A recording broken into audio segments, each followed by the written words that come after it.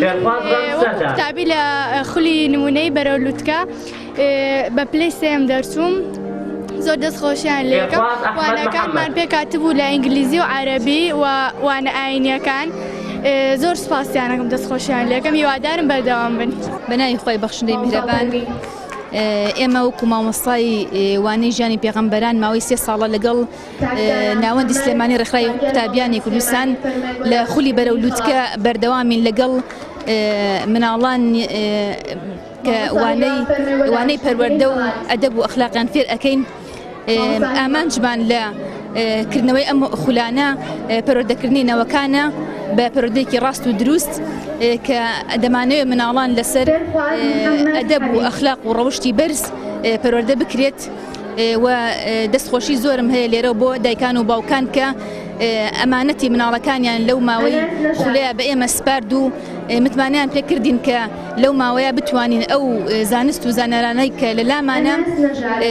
بە مناڵەکانی ئەوانی بگەێنین و دەستخۆشی زۆریشم هەیە بۆ ناوەندی سلێمانی ڕێکخراوی قوتابیان کە هەموو ساڵێک لە پشووی هاوینە بەم ئیشە هەڵەسن. بەڵێ خولی بەرەولووتکە جێگەی سەرجەم مناڵانی بە هەموو چین و تێژەکان تێدا ئەبێتەوە ئێمە ئەو مناڵانەی کە لامانن لای ئێمە مەرج نییە مناڵێکی خاوەن سەرپۆش بێت هەر مناڵێکە دایکان و باوکان ئێمەیان بە شایستەی ئەوە زانین بە مناڵەکان بسپێرن بە ئێمە ئەو مناڵەمان وەرگرتووە و توانیمانەوەکو سەرجەم مناڵانی تر لە زانست و زانیاری و پەروەردەکردن بێ بەشیان نەکەین.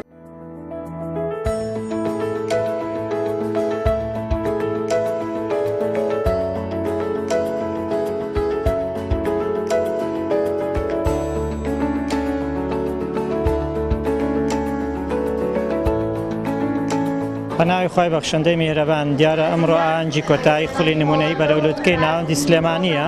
بەڵام لەگەڵ ئەم خولەدا ئێمە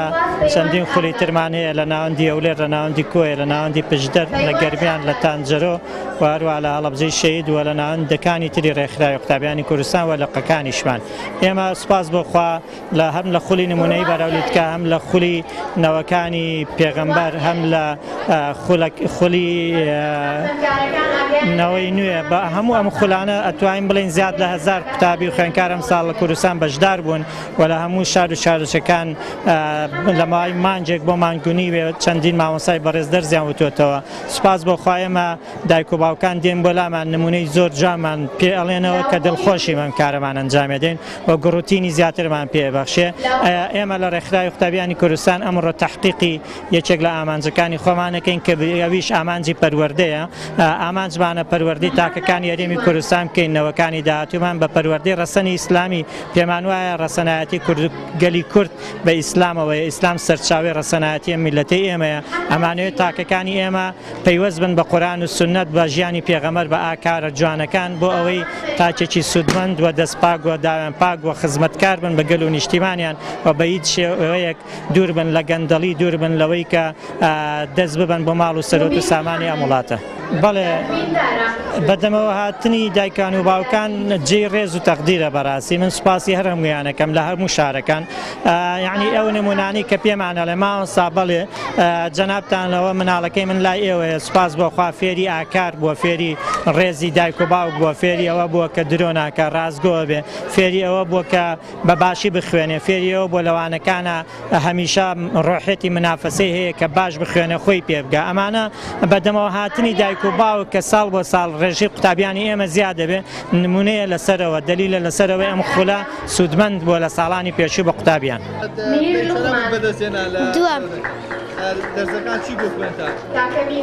وەڵا بیر و باوەڕ و نوێژ و دەستنوێژ و ئاکار و خۆڕەوش و ئینگلیزی و عەرەبی و ژیاننامە وەڵا زۆر باشیان پێکردین و دەستیان خۆش بێ سپاسیان دەکەین. زۆر سوودم لێبێنی زۆر سپاسی مامۆستاکانەکەم زۆر سپاس بە خێراتنی میوانە بەڕێزەکانەکەم زۆر خۆشحاڵم کە بەشداریم کرد لە ئەم دەورەیە.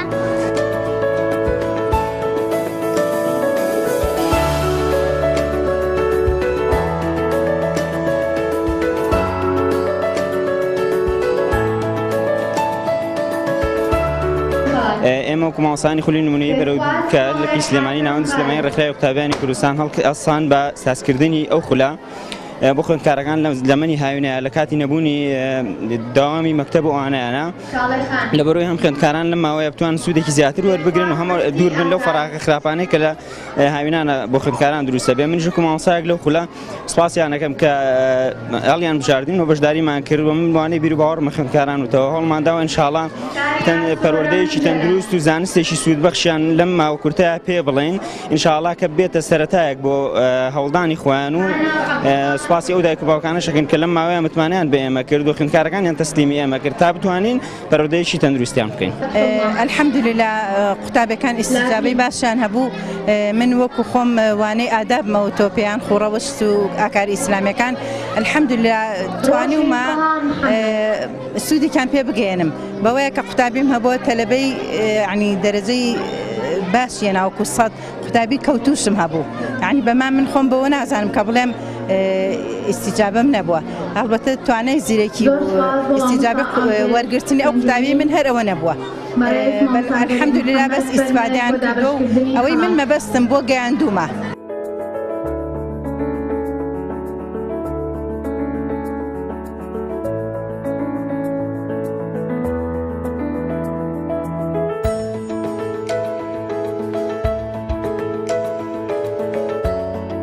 دیارە بەشداریکردنی قوتابیان لەم خولەدا گرنگی خۆی هەیە. من وەکو باکی قوتابیەک وەکو باکی خوێندکارێک و بەشداربێ لەم خولی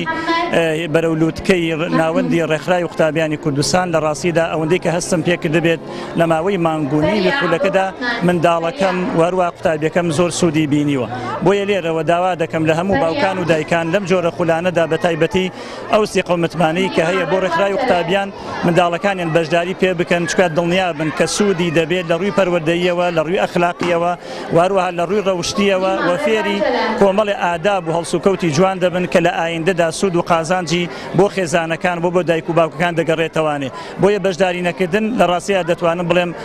زەرێکی هەیە بۆ ئایندەی ئەو منداڵە و ئینسان دەبێ هەموو هەوڵێکی بدا لە پێناوی پەروەردەکردنی منداڵەکانیدا هەروەکو چۆن هەوڵ ئەدا بۆ ڕاگرتنی باری ژیانیان بە هەمان شێوە بۆ پەروەردەکردنیان بەشداریکردنیان لەم جۆرە خولانەدا بێگومان ئەهەمیەت و گرنگێتی خۆی هەیە. ئەم خولە من یەکەم جارمە بڵین مناڵەکەمە خەمە ئەم خولەوە بەس تا ڕادەیەکی زۆر هەستم کرد ئیسفادەی لێ کردووە. یعنی وام لێ هاتووە بە ساڵێکترە لەم دووبارەیەکەمەوە بۆی هیوادارم هەموو دایک و باوکێ مناڵەکانی بخاتە ئەم نەوعە خولەوە لەبەرەوە پەروەردەییە زیاتر پەروەردەی لە هەم زمانی عەربی هەم زمانی ئینگلیزیە لە هەموو لایەنەکەی ئیسفادە هەیە بۆ قوتابی. ئەوەی من هەستم پێکرد زیاتر ئەوە بوو کتێبەکانی لە ماڵەوە ئەیخوێنێتەوە ئەوە شتێکی باشە.